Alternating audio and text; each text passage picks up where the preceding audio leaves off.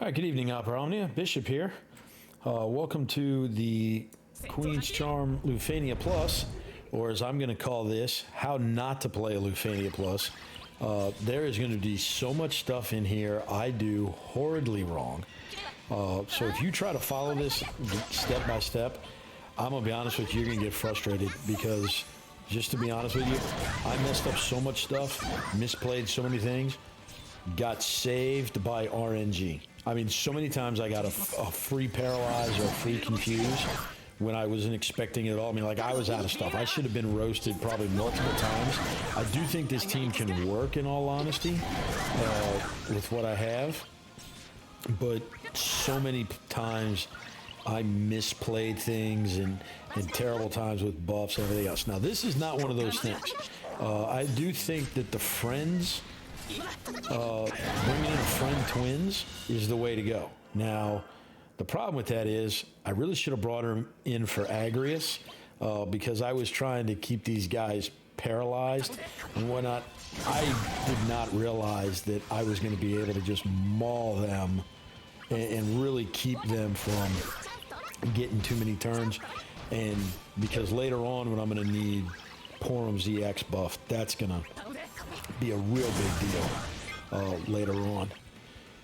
All right, so but I ain't gonna lie, these things are nukes. Now my twins, you know, I just got the BT and I booked their high armor, but I haven't blued them and I haven't green. Just like in nails right now, this is number 10 here. No Lufenia or no greens yet with that. So as you can see, I'm spitting out a whole bunch of paralyzes and whatnot, trying to keep them from activating, because when I was running this with Garland yesterday, I was delaying the tar out of them, which worked out real well, but that's a paralyze I really wish I hadn't used there, because, yeah, that would have brought Penelo back in, but bringing Penelo in right now with that twins friend, actually I think would have been better, because it would have given me the ability to have higher brave counts and pull things off. So I think that's what helps here.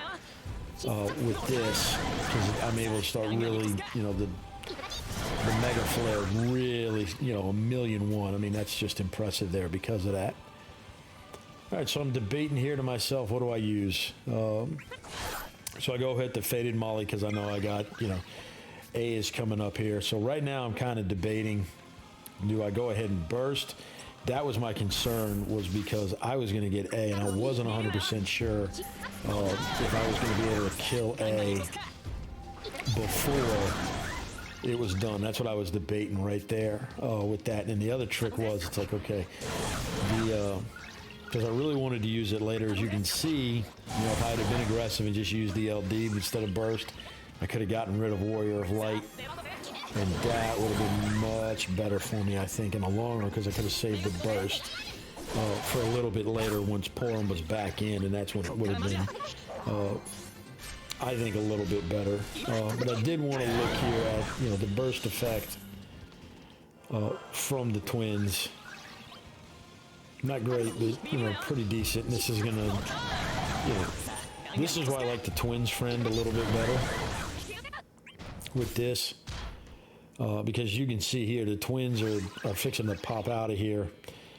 All right, so even though I had to confuse, I was kind of thinking to myself, do I go ahead and summon here? Here's another misplay. I should have just went ahead, get any kind of damage I could, refreshed my buffs here with the Hallowed Bolt. B was confused, she wasn't going anywhere, and then I could have broken them with the twins, pushed them back a little bit further, and giving myself, you know, but at least with Porom popping back in, gives me a chance to start getting the EX, because that was the way I was considering getting through all of this, was being able to use Porom's EX buff after the orb was gone, to be able to try and eat some of that damage. So as you can see here, I am, and I'm not going to lie, I probably got over-aggressive here, because I'm saying to myself, here we are, 38, I'm 17 turns in.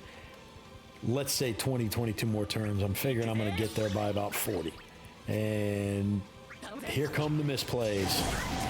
it's just going to be a chorus of them coming out here pretty soon. So again, debating what am I going to do here. I've got Knight's Pride up. I'll go ahead and just refresh the buffs there, because actually I forgot it's another misplay. I forgot that I actually get a bigger battery off of Judgment Blade than the other, but got to confuse. Warrior of Light, Penelo can't act, which is the big deal with that. Definitely did not want them to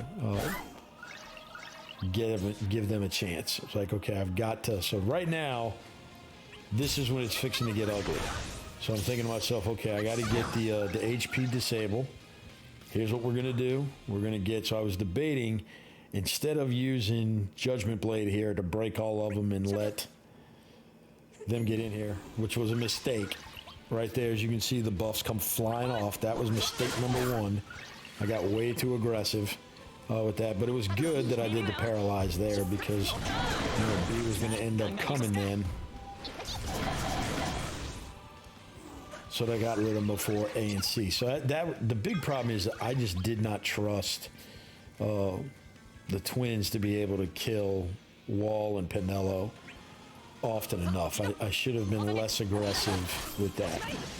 Now this one, same kind of thing. It was like I had to paralyze on B. That was another mistake. I should have held off on that Onion Knight, because I wanted to be able to flip the turn with that, and I wanted to do the free turns as opposed to the launch. Got to admit, probably should have launched, because that would have given me 2 chances to do that. I was holding off on that Quistis in order to push Warrior of Light back, especially when he didn't have, or I didn't have the ability really to tank all of that kind of stuff right now. So I'm feeling, like I said, and then all of a sudden here comes the confuse on both of them. You just wasn't expecting that. And then here comes, oh, this is the worst part right here. Right after I do this Mega Flare, she's coming up. I'm feeling, okay, good. She's going to get a turn. She's going to turn up, and there they go. It's like, you got to be kidding me. I did all that work for that. So like I said, misplay, huge misplay. She lost even more buffs, because I have honestly lost count of how much was going on. I was just kind of thinking turn by turn and not thinking about what was going on there with that. All right, so like I said, I'm kind of looking at it here. That's my last faded Moly. I'm saying to myself, okay, I can take 19% down off of them, sure. Until I do stupid coming up here. All righty, so here come the... And this is the one I didn't realize, is that the Hallowed Bolt would silence the Queen. That was one thing, and that was, it's going to come up for me here when B's turn comes up, because I was thinking I'm about to eat an AoE attack unlike anybody's business here with that. But that silence, and like I said, I forgot about that with that. So I'm refreshing buffs right now, and I'm feeling pretty good about myself. But oh boy, it's like, okay, Warrior of Light, time for you to go away. Because I was thinking this way that would keep B, she would change from her all attack to the to reviving Warrior of Light. Sorely mistaken with that. And so my honest concern right now is with Penelo. It's like, okay, she's got to go. And this is when I really wish I had Reigns, because it's like I ain't going to be able to get anything here with them. So Judgment Blade again. So I targeted her to get the launch, and as you see, I got the absolutely lucky paralyze right there. Oh, so RNGesus has blessed me there. I was stupid here. I had 2 buffs left on their AoE attacks. I needed to wait. 12% was way too much for that last one. I should have never... I really thought I was going to steamroll this thing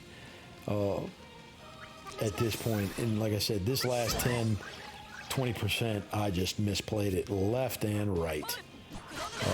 So at least that was pretty good, and that was where another misplay. That's the thing I didn't realize. Judgment Blade has a much bigger battery than Knight's Pride does. But at least this time, and I'll say this because I got lucky with the Confuse. Another one that popped up there the last time she went cry. So I was like, okay, I got to confuse. I'm gonna hold off, let it go. So there we go. Now she's all confused. Now what I couldn't figure out here is she's targeting A. And I couldn't figure that out. I figured there had to have been something left for the confuse, because this was one of the strangest things I have ever seen coming up. I'm thinking War of Light. Now don't get me wrong, War of Light's fixing to maul Porom. But then I get a lucky miss there on the lucky Ramuh miss. Like that right there. I couldn't figure that out. Why in the world did she target him with an attack? I could not for the life of me figure that out. And then the other one I couldn't figure out, I understand why Penelo or Porom didn't target or didn't lock on to B. I couldn't figure out why Agrias didn't on that one, but the twins did. So at least for the twins, it was in good shape. So at this point, that was another bad play. If I would have held off until later and refreshed my buffs all at one time, I wouldn't have had to have done that idiotic thing with the AA. And at this point, I'm like, okay, she has got to die. I was like, oh, thank you, dear Jesus, on that one. So I went with Knight's Pride because I was worried about Judgment Blade splitting it. So it's like, okay, this dude's got to go. And I'm like, man, I got 20 turns. I got to kill this dude. So there we go. That was a smart play with the Knight's Pride. I'm able to get some decent damage here. And then I get another lucky paralyze. So I ain't gonna lie, the only way I probably would have made it through this thing was just dumb rotten luck. If I were to try to do it again, I can't 100% tell you I could pull that off. So like I said, this one's more of a fun. This was silly. I should have went with Judgment Blade for the single one there. But thankfully, Porom with the finish came out well. Worked out in my favor. Like I said, can't say that it worked out for me. It wasn't a great run, not at all. It was terrible. This, if they taught a class on how to play DFFOO, this would definitely be the one that you show. This is how not to do it, because it was totally lucky with that. So, but you know, sometimes it's better to be lucky than good, and you know, just happened to have the RNG on my side this time. Yesterday I didn't. This time I did.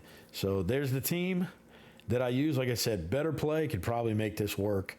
I did not play it well. If you did at least learn something from the video, please consider leaving a like. And also please consider commenting, because I appreciate any constructive feedback to improve my gameplay and my commentary. So I appreciate you watching. Take care. See you in the next one.